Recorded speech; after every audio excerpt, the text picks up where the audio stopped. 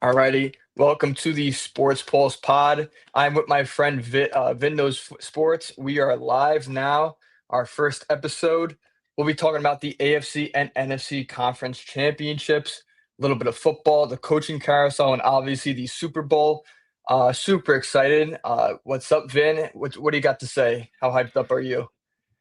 I'm real excited, man. I'm so glad I got to work with you. I mean, we've known each other for about 4.5 years now. We went to college together, and we had a really good weekend of football. I think this is the best weekend of football we've had in a number of years. I think we've seen a lot of good AFC, NFC title games in since the 2020s, but I would argue that this was the most exciting playoffs football we've had in this decade of the 2020s.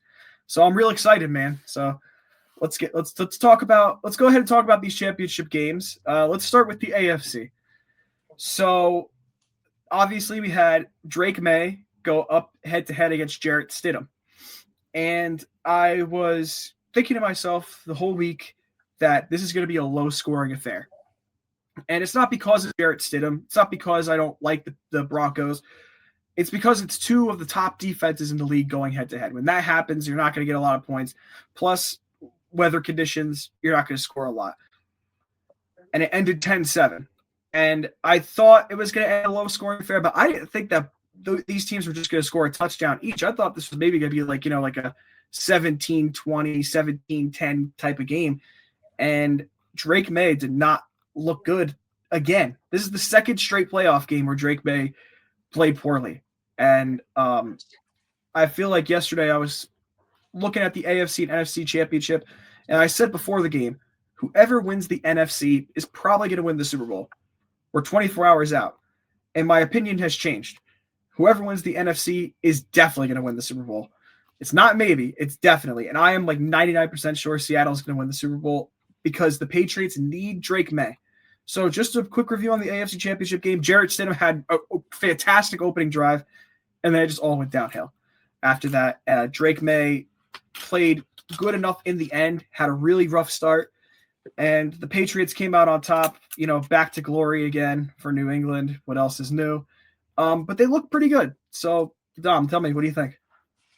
Man, when I saw that first drive from Jared Stidham, I was genuinely like same as you, flabbergasted. I thought this was going to be a low scoring game, but man, 14 punts combined for both teams, multiple missed field goals. That was just that second half with the missing of the field goals. Very very disappointing. I was expecting, honestly, even with Jared Stidham, I was still expecting a little bit of a show, some fireworks, because going into that game, everybody was talking about how Jared Stidham was like the number one priority for Sean Payton when he got to the Broncos to back up Bo Nix, and how prepared he was, and we really saw how elite both of these defenses are. And I know you talked about quarterback play, but really, it could have been anybody's game. We could really be sitting here and talking about how the Broncos are going up against the Seahawks this Super Bowl, but like you said, the real name of the game, and I think it's going to come down to this, is going to be the defenses for the Super Bowl. And I know we'll talk about that in a little bit, but we just saw how good they both are. And obviously the weather conditions were a big factor.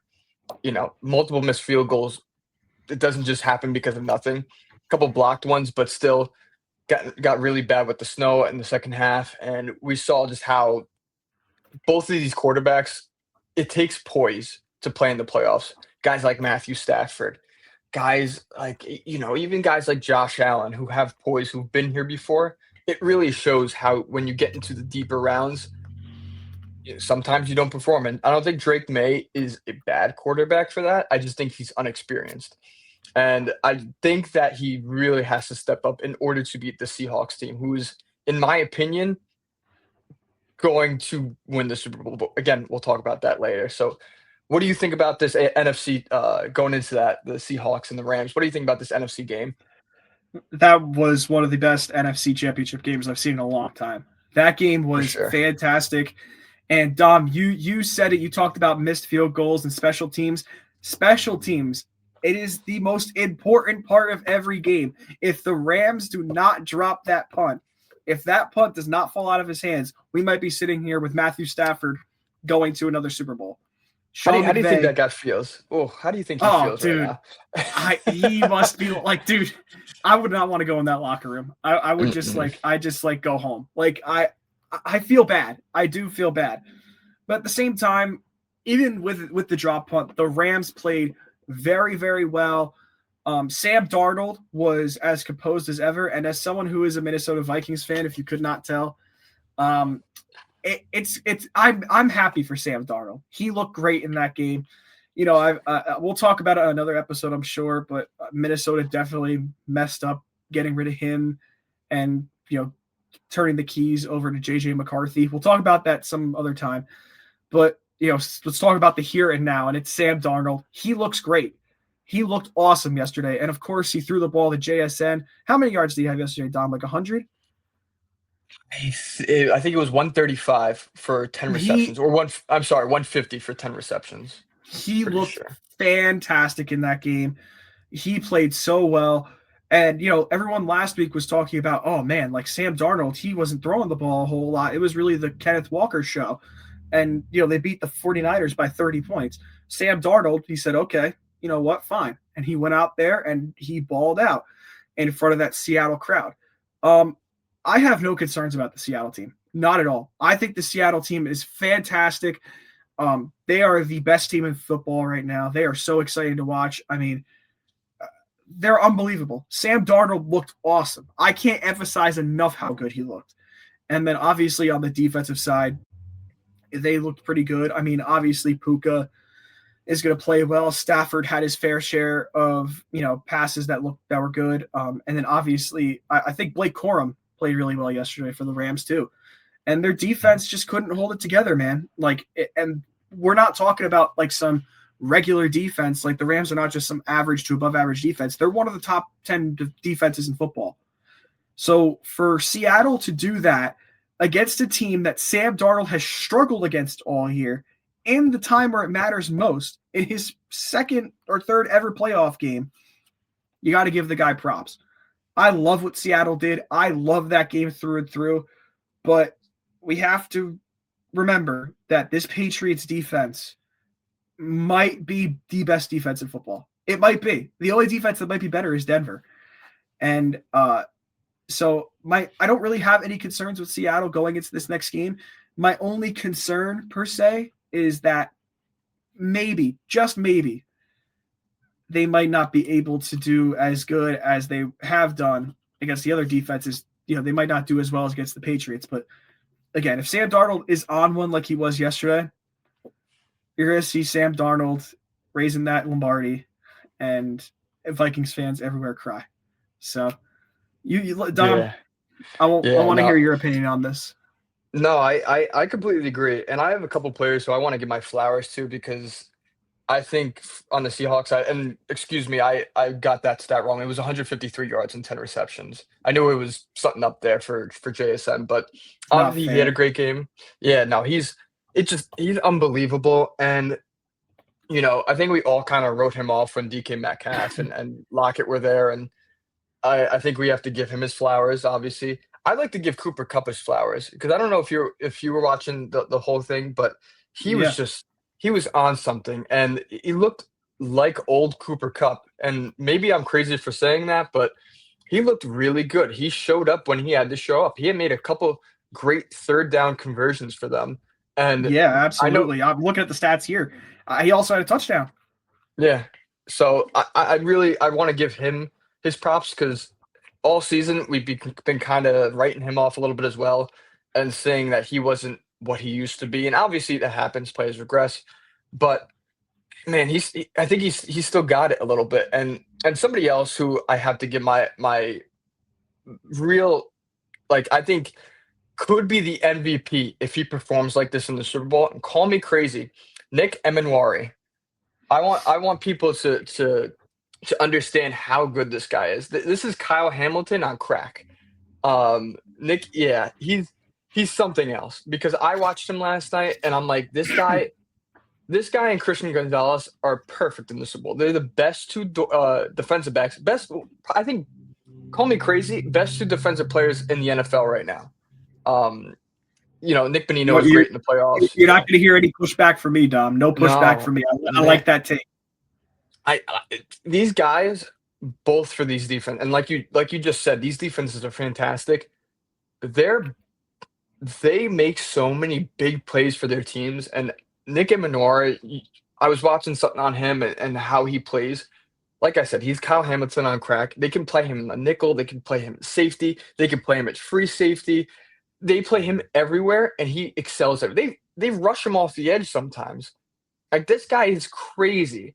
And I just want people to understand how good he is. And if he plays like this, he's a Super Bowl MVP for sure. Like, Richard Sherman level of status in Seattle if he gets it done. And I honestly think they will get it done, especially if Drake May plays like that again. But tell me what you think about this, Vinny. What do you think about the Super Bowl, and who do you have? Just tell me straight up and why, because I don't know. I'm kind of torn, but I think I know who you're going after. Well, I like the defense you pointed out, and I got to give my flowers also to DeMarcus Lawrence. That guy doesn't age. He doesn't age. Yeah. Like, he had a sack yesterday, had a couple tackles. He looked good. And straight up, I'm going with the Seahawks. I'm going with Seattle. I mean, everyone was criticizing Sam Darnold last game against the 49ers because he didn't throw the ball a whole lot. Well, he threw for 350 yards, 3 touchdowns with a 127.8 passer rating, which is pretty close to perfect. He completed 25 out of his 36 passes.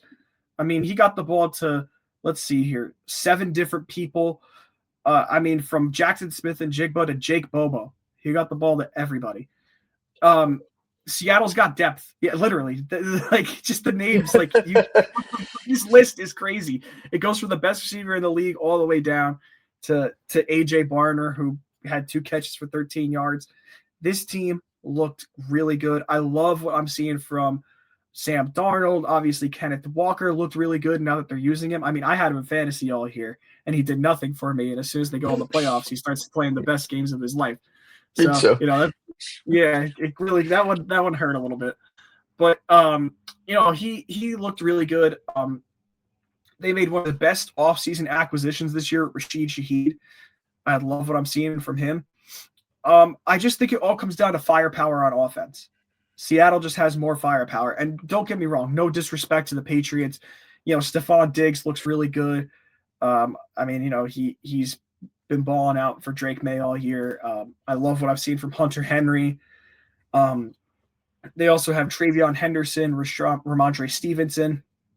And that defense over in New England is great. And, of course, Mike Vrabel is probably going to be the coach of the year. The only one who's going to compete with him is his counterpart in the Super Bowl, Mike McDonald. So, and obviously Chicago's own Ben Johnson is also going to be in talks for coach of the year. So I like what I'm seeing from Mike McDonald as a coach, the Seattle defense through and through. I mean, you mentioned, Nicky Manwari, but I like, Devon Witherspoon's really good. Leonard Williams, DeMarcus Lawrence. I like a lot of these guys on this defense. Ernest Jones had a great game yesterday. He had 8 total tackles. So if I had to pick, here's what I'm going to do. I'm going to give you my pick. I'm going to go with the Seahawks, and I'm going to tell you right now, I think the score is going to be 27-20. Not because I have a box with 7-0, but because the score is going to be 27-20. No, in all honesty, I think it's going to be 27-20. I think Sam Darnold's going to walk out with that Super Bowl MVP. And, like I said, all Vikings fans across the country are going to come after Kevin O'Connell for choosing J.J. McCarthy. If you couldn't tell, I have a little bit of PTSD right now with, every time I just, a little bit of angst, a little bit of anger.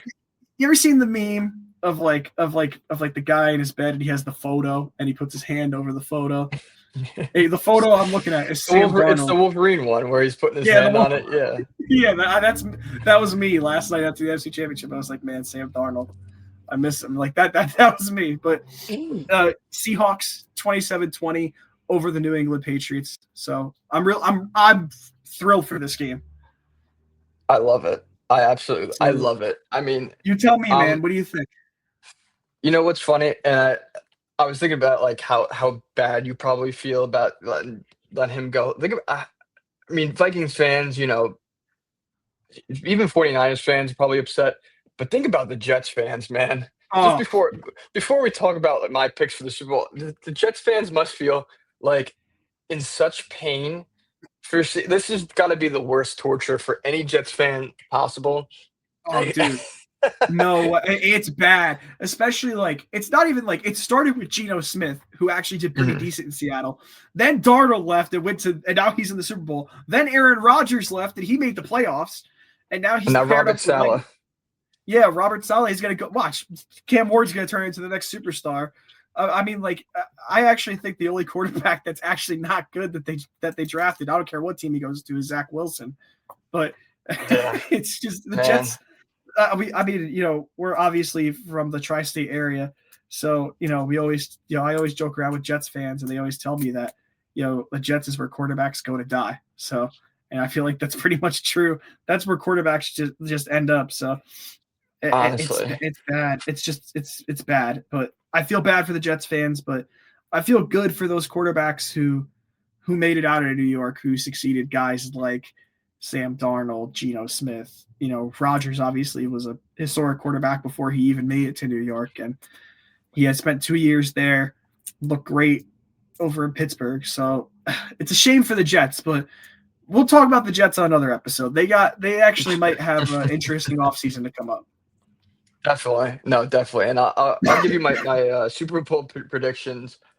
I honestly do think my heart is telling me the the New England Patriots because I do love Drake, man. I love that team because it's a very, very good team, and I want Mike Vrabel to win. And I know every other fan in the AFC is screaming at me right now to being like, "You want another Patriots win?" And I don't mind. I'm not a big Tom Brady hater, but I do think the Seattle Seahawks might win. I think it's going to be very close. I don't think it's going to be 27-20 like you said. My prediction is I think it's going to be 21-20. I think it's going to be off a missed field goal. I think Yep, I think it's gonna be the curse of last game. I think that's gonna come and haunt them. So I think, I think it's being a very, very defensive game. It might honestly look like that Patriots and Rams Super Bowl, but a little juiced up. Remember how it was just back and forth? I think it was what 10-7. Um, Yeah, I think it'll be a little bit like that, and I think it's gonna heat up at the end. I think it's gonna be maybe 7-7 throughout the first half, and then at the end, I think it's gonna be just straight heat until the final buzzer, and I think it's gonna be off a missed field goal or not missed field goal, missed extra point. But I really do think that this is gonna be a very, very close game. It's gonna be I try to say it like a chess match. Like it'll be just these two coaches going at it defensively because I don't see anybody pulling ahead. I would be I'd put money on it that it's a one touchdown game. I genuinely probably would put money on it that it's between 7 points. The most is what the spread would look like. So yeah, I just I don't see this being a crazy high scoring like Eagles against Chiefs from like last year Super Bowl type of game. I see this being like we're going to be sitting on the couch until the very last minute of the very last quarter.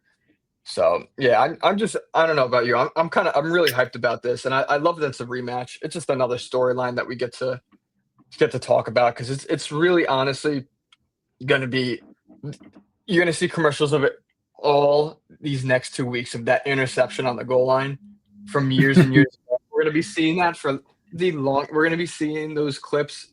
Mar what's his name? Malcolm Butler. Malcolm Butler. Yeah, it's just straight up being a hero for New England, and yeah, we're never gonna live that down until the Super Bowl happens, and maybe we'll get another crazy moment like that, but I who mean, knows? man, I remember that when I was a kid. Like I just kept looking over to my dad, and I was just like, Dad, why didn't they give it to Marshawn Lynch? And he's just like, I don't know. Like you have a 235-pound running back who could pretty much run through any defender on the 1 yard line, and they decide to throw the ball, and it goes right into the hands of Malcolm Butler, which is, I could not believe what I was watching. I mean, we're going to be seeing those replays all week, like you said. I'm really excited for this. I love what I am seeing from this team. I mean, yesterday, the Patriots defense, Christian Gonzalez was all over the field. You saw it. I saw it. He was everywhere. Kalavion Chason was all over the field too. He actually played pretty well. It's just, Drake May. I love Drake May. I actually have the hot take that I think he should be the MVP this year instead of Stafford. I do. But this playoff run has been not so good. Drake May needs to play good if the Patriots want to be competitive. He can't do what he did this week or yesterday, quite literally, and throw for 86 yards. He threw for 86 yards on 21 attempts. Jarrett Stidham threw for 133. 50 yards more than the guy who should be the MVP of the league. And the Patriots still won. Yeah. I am in the group of people that think he should be the MVP. And, of course, he's probably going to be either first or second. You know, him and Stafford are the 1A, 1B pretty much.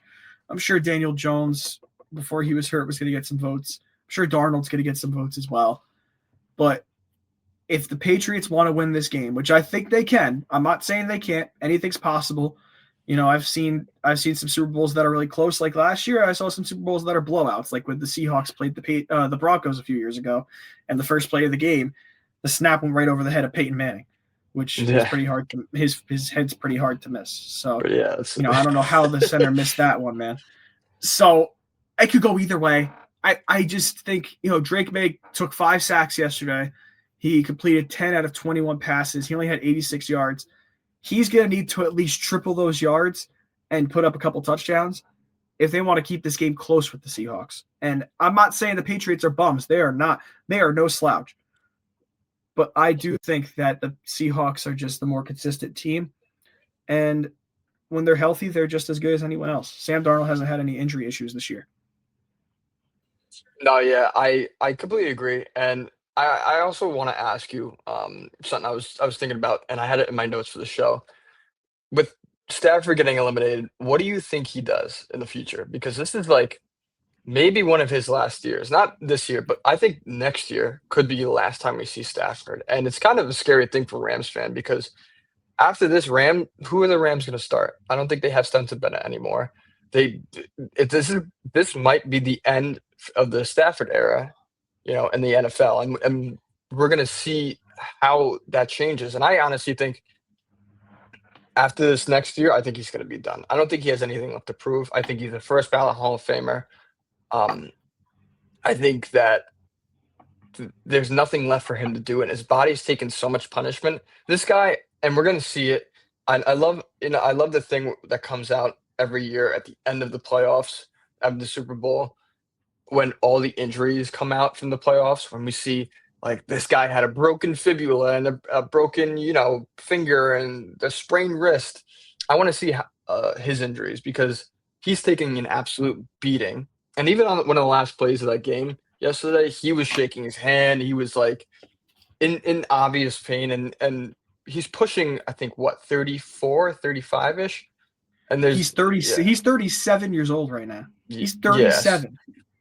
Yeah, so I don't see him. I don't know about you, but I don't see him pushing anymore after this next season because I think that what else does he have to prove? Like, even I would love for him to get another Super Bowl, and I was very salty when they beat the Bears, but like I was very, very salty, and I was a little happy that they lost yesterday. But I've been such a fan of Stafford, seeing him in my division for years with the Lions, that I wouldn't mind him getting another Super Bowl. But when does it end? Like how much can you go through until you have to just call it quits? What do you think? I think Stafford is going to retire after next year. I just don't think that Stafford is going to come off the season that he had, where he's basically the best quarterback in the NFL. I mean, he was awesome this year. He outplayed guys like Patrick Mahomes. He outplayed guys like Josh Allen. I mean, he was insane this year through and through. I mean, he threw for 4,700 yards, 46 touchdowns, and 8 interceptions with a 65% completion rate and a 109.2 passer rating. That's ridiculous. That's ridiculous for even someone like Patrick Mahomes at his age to do, for a young quarterback. To be 37 years old and doing that is insane. I just don't think he retires this year. I think next year he calls it quits. And like you said, I love Stafford. Like I said, he was in our division for years, and there were times where he tortured Minnesota. There were times where he's tortured Chicago, and then there was the year they went 0-16. So we've seen the best and the worst of Stafford. I mean, for him to leave the Lions, get traded to LA, get his record to a positive record, like he is over 500 in his career now, even with all those bad years in Detroit, win a Super Bowl and be in contention for an MVP and go to the NFC Championship this year, in my mind, there is no doubt that he's a top 10 quarterback of all time. And I would argue that if he won that second Super Bowl and wins a second Super Bowl maybe next year, he might be a top 5 quarterback. He might be better all time than Drew Brees. I don't care how hot of a take that is. Stafford, in terms of talent, I mean, the talent has always been there. It's just like any other number 1 overall pick. He's been great his whole career. Even when he was on a bad team like the Lions, who were so bad for years, these new kids don't even know how bad Detroit was. Me and you remember that. They were bad. They were bad, man. They were bad. And with Megatron too. With Calvin Johnson, who was one of the best receivers ever. I mean, they were bad even in the 90s when my father was growing up, when they had Barry Sanders. So, that they were always been bad. And now all of a sudden they're really good. But, to see Stafford go from the Lions to the Rams, already be one of the Hall of Famer with the Lions, and then go win a Super Bowl and now be in contention for an MVP, it's unbelievable. But I don't think he retires this year. I think he comes back again. I think because more than anything, he cares about LA having a good future as well. Their backup quarterback, I'm pretty sure, is Jimmy Garoppolo. I don't think Jimmy Garoppolo could start another game anymore. I mean, he played one Super Bowl. He's done, man. He's done. And I will say the 49ers got very lucky because they had Jimmy Garoppolo, let him go. Then they drafted Trey Lance, and they're like, if Trey Lance gets hurt, let's draft this guy, Brock Purdy. Trey Lance is gone. Brock Purdy's the starter. So, to me, I think Stafford calls it quits next year, unlike Aaron Rodgers, who I think is going to retire now. I understand they got Mike McCarthy. I think he should still retire. But I don't think he calls it quits until next year. I don't know how you could throw for almost 5,000 yards and 50 touchdowns and call it quits. If he does, that's the most legendary. That's the most, that's literally ball of shit. Yeah, I was gonna say he's literally aura farming if he does that. But I love it. I love it. But I don't think he's gonna retire. I think he's gonna go for another great season with Devontae Adams, who played excellent this year, and obviously Puka, who's one of the best receivers in the league. Kyron Williams is still really good. I still think Sean McVay is a top 5 coach in the NFL. Stafford's gonna stick around for one more season. One more, and I think he's gonna, come for the trophy again. Yeah, and you mentioned Mike McCarthy, and I want to spend a little bit of time. I don't know how much time we have left. We'll probably stay on here for maybe a little bit more. What do you think about the coaching carousel? Because I mean, we saw Mike McCarthy. We seen just what's his name? Oh my God, who's the guy from Miami? Why can't I think of his name? Oh, Jeff Hafley. No, Jeff Hafley went to Miami. Mike McDaniel went to LA on the Chargers. Couple vacant spots left. Let's talk about the Bills because I've seen some crazy stuff coming out of there. I see Phillip Rivers getting interviewed. The whole thing with Joe Brady is I don't know what's going on.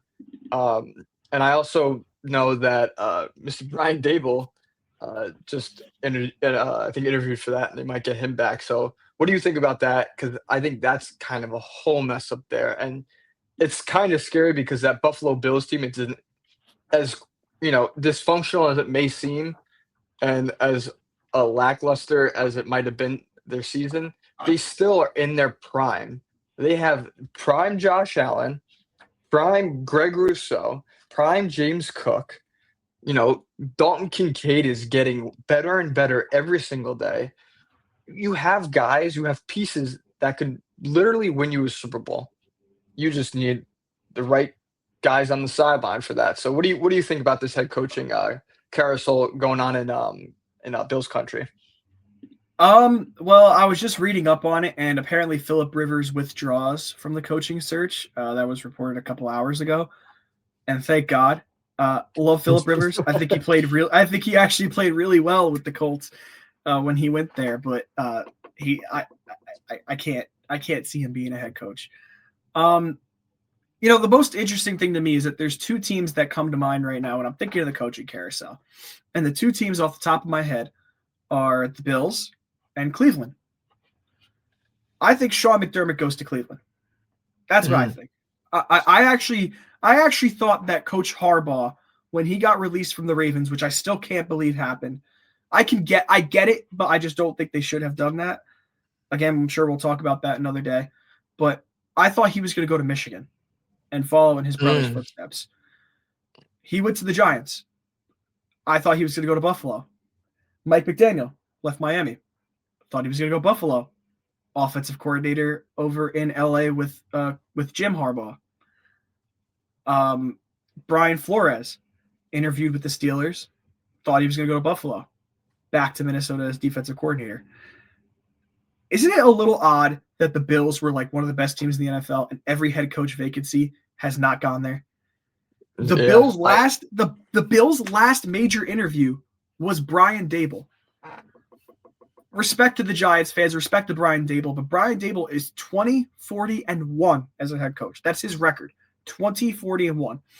And I understand the Giants are not that great, whatever. But Daniel Jones left the Giants, had a quick pit stop in Minnesota, went to Indianapolis, and when he was healthy, was one of the best quarterbacks in the league. Jackson Dart got hurt. Brian Daboll got fired. Jackson Dart played better with an interim head coach. Seeing a little bit of a pattern here, how like every time that quarterbacks leave New York and go to another team, they play good. And yeah. I'm not going to sit here and say that I don't like Daboll. I think he's a good play caller. I don't think he's a ready head coach in the NFL. And I know he has that relationship with Josh Allen. He was the OC under McDermott when he was coach. But nobody's going there. It's just him. He's the only one who got an interview. I thought that they were going to interview Vance Joseph, who I think should be a head coach right now. I thought they were going to interview, what's his name? Mike LaFleur, Matt LaFleur's brother from Green Bay, who I think is the OC of the Rams, if I'm not mistaken. I thought they were going to interview Brian Flores. He only got the Pittsburgh interview, and then he signed back with Minnesota. Thank God, because the Vikings need him. They just haven't really gotten a whole lot of head coaching spots. The Bills are in trouble. They're in trouble if they don't get a good head coach. I like the Bills team. Like you said, they have guys like Greg Rousseau on defense, and a couple other pieces on the offense. Obviously, they have Josh Allen, James Cook, who was my saving grace in fantasy this year, Khalil Shakir, who's solid, Dalton Kincaid and Dawson Knox at tight end. Most teams would probably die to have a duo like that. I'm nervous. I don't know what Buffalo's going to do with the head coaching job. I do think if I had to take a guess right now, I would say Mr. Brian Daboll is going to get that job. I don't love it, but I get it. I think it makes sense. It makes sense for someone like Brian Daboll to get that job because Brian Daboll was there. He has the experience as a head coach. The issue is he just has twice as many losses as he does wins. And it's a real shame. But I think if there's anybody who could carry a not so great head coach, it's a quarterback like Josh Allen. There are four big quarterbacks in the NFL. I call them the big four: Mahomes, Lamar, Burrow, and Allen. Those are the big four for me. Not in that order, just those are the four best quarterbacks. They are those guys who I think, and keep in mind, when we were growing up, we had the best era of quarterbacks, I feel like. Aaron Rodgers in his prime, Drew Brees, Peyton Manning, Tom Brady, obviously. Yep, Tom Brady, Grandpa Eli, which is why I refer to Eli Manning as Grandpa Eli, Big Ben. We saw all those guys in their prime. Those four guys that I named are the only guys in the NFL right now who I feel like could make a bad team into a good team, can elevate them to that next level. And I know we got Jaden Daniels, Matthew Stafford, Justin Herbert, Drake May. Those guys are a little bit, they're great quarterbacks, but they're not like those four. Like those four could take a team that like maybe is a fringe playoff team to a Super Bowl contender, or take a team that had 4 wins last year and get them 10 wins and put them in a wild card spot. That's what those 4 guys could do. So if there's any team that Brian Dable could go to and have a team that can make him more of a competitive head coach, I feel like it's the Bills. Kind of like how I feel about Mike McCarthy. Like, listen, no disrespect, but Mike McCarthy kind of got carried by Aaron Rodgers to a Super Bowl and Clay Matthews and that whole team. And listen, I'm not saying Mike McCarthy's that bad. He's actually a decent head coach. But when you look at, those guys who could take those teams to next levels, Josh Allen. So do I like the hire? Not necessarily. Can it work? Sure. I wanted to ask you, though, who do you think fills that Browns coach head spot? I know we talked about Buffalo for a little bit. Who goes to Cleveland?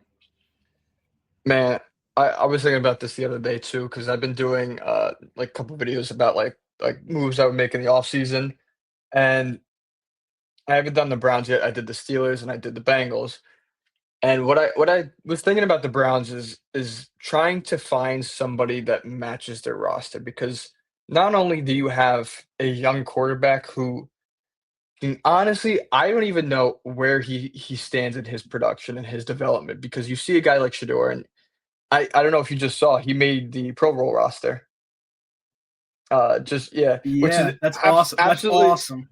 I tweeted out, I'm like, how is that even like, I'm not upset because I honestly do like Shador, and I don't think he's a bad quarterback, and I'll say that in a minute, but I was like, holy shit. I was I was like, wow. Didn't expect to wake up on a Monday morning and see that, but uh, regardless, you have a guy like that who could either be a fantastic quarterback and be really solid for your franchise. I don't think Shador is going to be anything great, and like you said, we'll talk about this down the road because I'm sure there's going to be stuff about him coming out, but I don't think he's going to be fantastic. But I think he's a serviceable, safe quarterback, and that's kind of hard to come by nowadays, where you have teams trying to throw that Hail Mary and get guys like the Jets with Justin Fields. Like, you took a really hit or miss guy and you put him in a really bad situation and it didn't work out. This guy, Shador, can be super safe for your team.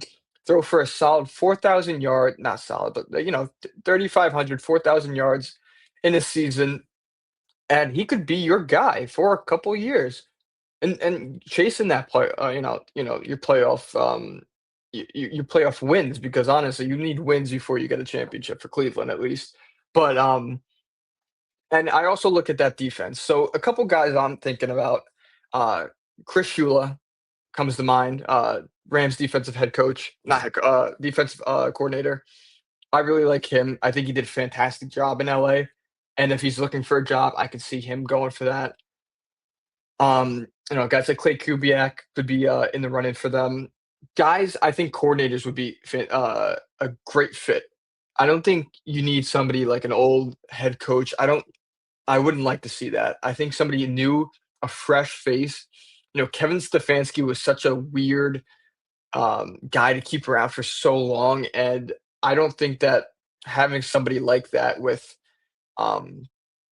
maybe too much of that head coaching, you don't want somebody fresh, you want somebody new.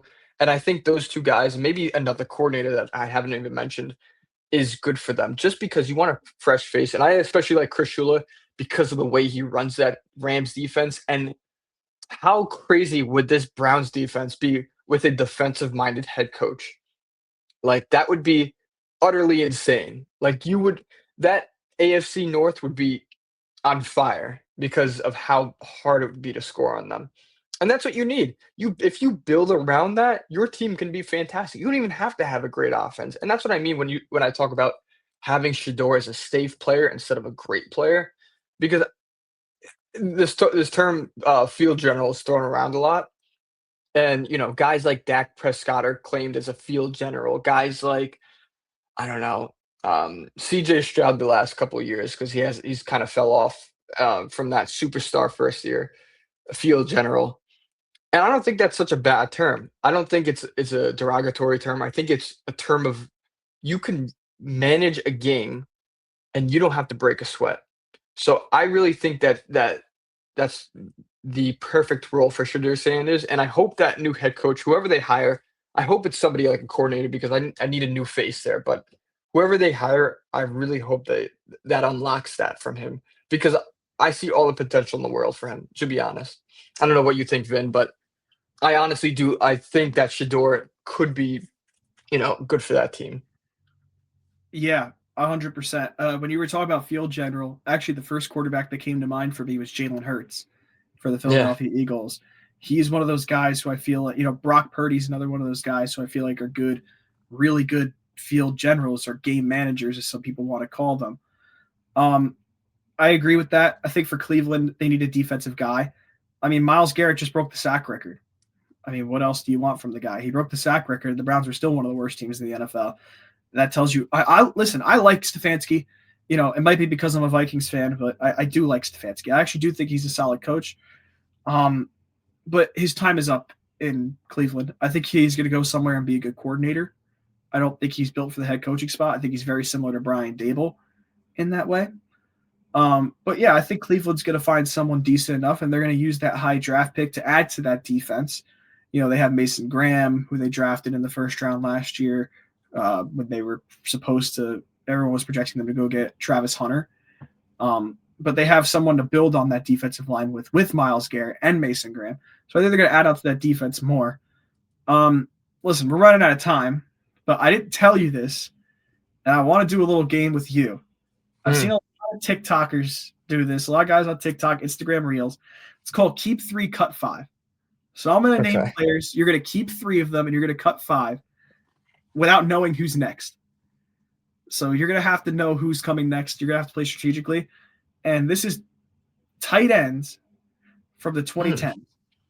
So specifically how they played in the 2010s. Okay. So I'm going to give you names. You're not going to know who's coming next. First name I'm going to give you. You ready? Mm-hmm. First name is Zach Ertz. Man, during the 2010s, he was a dog on the Eagles. I'm just worried about getting somebody who I might. Yeah, I'll keep him. Yeah. You're keeping Zach Ertz? You sure about that? I'm keeping Zach Ertz. Let's see. Oh man, I'm gonna regret that. That might come back to bite you. Next name up. I might smack you if you don't keep this one. Rob Gronkowski. Yeah, keep. That's for sure. All right, man. I already used 2, and there's 3 more. Next name up. 2010s Tony Gonzalez. Strictly the 2010s. So he only played for 2 or 3 seasons. Yeah, but those were 2 or 3 really good seasons. They were, but I got to cut somebody, so I'll probably cut him. All right, Tony Gonzalez is getting cut. Next name up, Greg Olsen. Oh man, Greg the Leg. we all saw the rap song, Greg. Oh man, man, he was really good. He was so good on the Panthers. He went to that Super Bowl. He was a Bear too. Go to the Super Bowl. See, I don't know who this. I'm very comfortable with my picks. I just don't know who this last guy is. So we got a couple names left. We got 1, 2, 3, 4 names left. I thought it was keep 3. I'm giving you every name. You have to keep 3 of them and cut the other, and the other 5 are get cut.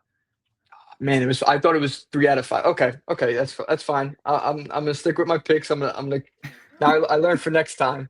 I'll be more prepared. I got 8 names here, and you already kept 2 of those names. I got 5 names. All right, I gotta cut Greg the Leg then.